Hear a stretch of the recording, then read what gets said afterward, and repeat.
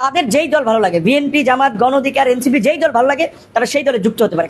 যারা এই ধরনের কর্মকাণ্ড করে নাই তাদের তো এদেশে রাজনীতি করার অধিকার আছে। সো তাদের যেই দল ভালো লাগে, বিএনপি, জামাত, গণ অধিকার, এনসিপি, যেই দল ভালো লাগে তারা সেই দলে যুক্ত হতে পারে। কারণ আমরা মনে করি যে আমরা একটা ছোট্ট দেশ, একটা ছোট্ট সমাজে বাস করি। এখানে আমরা রাজনীতি শুনেছেন হঠাৎ করে ভূতের মুখে রাম নাম।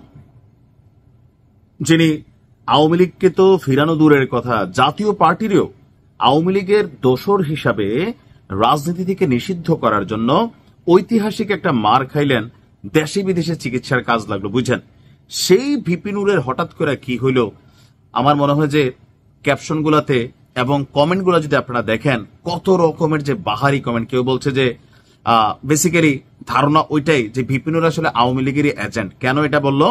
যে আওয়ামী লীগ সরকার ক্ষমতায় থাকতে ভিপি নুর অনেকবার মার খেত, ছাত্রলীগ, যুবলীগ, বিভিন্ন জায়গায়, কিন্তু নূর কখনো হাসপাতাল যাওয়া লাগতো না। হাসপাতাল গেলে পুরো হাসপাতাল আওয়ামী লীগ সরকারের সময় দিনরাত শেখ হাসিনার গালাগালি বকাবকি করার পর, পুলিশকে গালাগালি বকাবকি করার পর একটা ভিভিআইপি সার্ভিস পাইতো।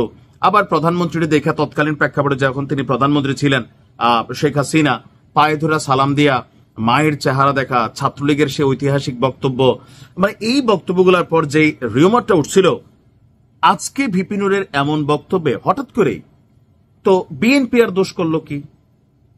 যে আপনারা তো সমালোচনা করছিলেন, এখন ভিপি নুরের বক্তব্য কি সঠিক না ভুল, এটা বোঝার জন্য একটু ডেপথলি আপনাকে ভাবতে হবে। বক্তব্য সঠিক, কেন সঠিক সেটা পরে বলতেছি, কিন্তু ভিপি নুরের পক্ষ থেকে এই আহ্বানটা, এটা আসলে কতটুকু যৌক্তিক।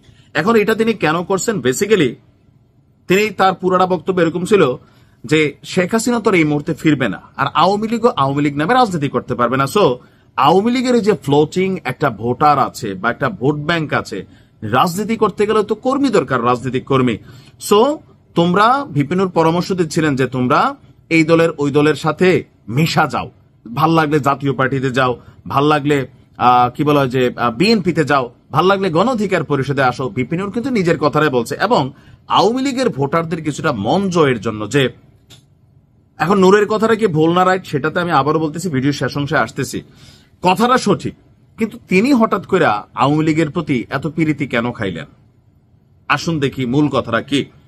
নূরের বক্তব্যটা সঠিক এই কারণে বললাম যে যারা আওয়ামী লীগের রাজনীতি করছে, তৎকালীন প্রেক্ষাপটে আওয়ামী লীগ বৈধ দল ছিল, এটা তো অবৈধ ছিল না, সন্ত্রাসী সংগঠন তো ছিল না। সারা বাংলাদেশের অনেক মানুষ এই দলটার সাথে কানেক্টেড ছিল। প্রশ্ন হচ্ছে, দল কইরা যারা অন্যায় করছে, অপরাধ করছে, জুলুম করছে, নির্যাতন করছে, এদের বিচার বাধ্যতামূলক 100%। এটা পুরো বাংলাদেশের মানুষই চায়। তবে রাজনৈতিকভাবে হয়রানিমূলক যে মামলাগুলো, এগুলার হিসাব আলাদা। কিন্তু সারা বাংলাদেশে আওয়ামী লীগের হয়তো ধরেন অত্যাচারী জুলুমবাজ পার্টির সংখ্যা বা নেতাকর্মীর সংখ্যা বড় জোর আপনি সর্বোচ্চ গয়না 5 থেকে 10% পাবেন। বাকি 90% আওয়ামী লীগের যে সাপোর্টাররা, সবাই কিন্তু আসলে দল পছন্দ করে। কেউ শেখ মুজিব পছন্দ করে, কেউ শেখ হাসিনা পছন্দ করে, কেউ ছাত্রলীগ পছন্দ করে। ওই কারণে কিন্তু আওয়ামী লীগ করছে, তাই না? এরা কিন্তু সন্ত্রাসী না, অপরাধী না, আর এরা বাংলাদেশ ছেড়ে ভাইগেও যায় নাই। এই 5ই আগস্টের পর আপনি ধরতে পারেন 10% আওয়ামী লীগের বিভিন্ন সারির নেতাকর্মী বাংলাদেশের পালাই গেছে। বাকি যে 90% ভোটার রয়ে গেছে, আওয়ামী লীগের সমর্থক রয়েছে, এরা তো ভোট দিবে। এখন এদের ভোটটা কারা নিবে? আপনি দেখেন জামাতের মতন তলে তলে আওয়ামী লীগের সাথে হাত মিলাচ্ছে, বিএনপির মতন আওয়ামী লীগকে দলে ঢুকাতে চাচ্ছে। কাদের? ভিপিনুর যাদের চাইছেন, মানে ক্লিন ইমেজের, যাদের বিরুদ্ধে কোনো মামলা নাই, হামলা নাই, কোন রকম অভিযোগ নাই, অন্যায় অত্যাচার জুলুম করেন নাই, তারা তো বাংলাদেশে আছে, তারা ভোট দিবে। সো তাদেরকে যেন, যদি তারা মন চায় যে কোনো দলের সাথে মিশতে, তো তারা কি আসলে মিশবে? মিশতে বলতে এখানে ভোটটারে বোঝানো হয়েছে, যেন ভোটের মাঠে একটা ইফেক্ট পড়ে। আর এই জায়গাটায় আওয়ামী লীগের আকাশচুম্বী একটা দাম তৈরি হয়েছে ক্লিন ইমেজের এই ভোটারদেরকে নিয়ে। যেহেতু সামনে নির্বাচন, সবাই চাচ্ছে নিজেদের দল ভারী করা। আপনি দেখেন বিভিন্ন জায়গায় আওয়ামী লীগ, বিএনপি, জামাতের যে কমিটিগুলো হচ্ছে, সেখানে দেখা যাচ্ছে যে আওয়ামী লীগের উপস্থিতি বড়সড়। এমনকি সার্জিসদের দলেও অনেক সময় আওয়ামী লীগের উপস্থিতি নিয়ে, ছাত্রলীগের উপস্থিতি নিয়ে কিন্তু বিভিন্ন প্রশ্নের জায়গা তৈরি হয়। এই যে কমিউনিটি একটা আছে আওয়ামী লীগ, আপনি এদের সাথে আসলে বাংলাদেশ চালাইতে পারবেন? চলবে তো না। এদের কি সমাজে অবদান নাই? অবশ্যই আছে। ব্যবসা বাণিজ্য বিভিন্নভাবে, রাষ্ট্রের বিভিন্ন জায়গা থেকে শুরু করে সরকারি বেসরকারি ভাবে আওয়ামী মনে অনেক মানুষ আছে। আপনি চাইলে এদেরকে দেশ থেকে বের করে দিতে পারবেন না, মিথ্যা মামলা দিয়ে ফাঁসাইতেও পারবেন না। যে সরকার করবেন তারা পরবর্তী সময় বিপদে পড়বে। সো এই কমিউনিটিটাকেই বেসিক্যালি ভিপিনুর আহ্বান জানিয়েছে। এখন তিনি যে আহ্বানটা জানিয়েছেন অবশ্যই রাজনৈতিক উদ্দেশ্যে, এর বাইরে কোনো কথা নেই। কারণ দিনরাত আওয়ামী লীগ ফেলে দেশে কেউ বাঁচবে না, এটা বাঁচবে না, ওইটা, এটা কিন্তু নূরেরই কথা।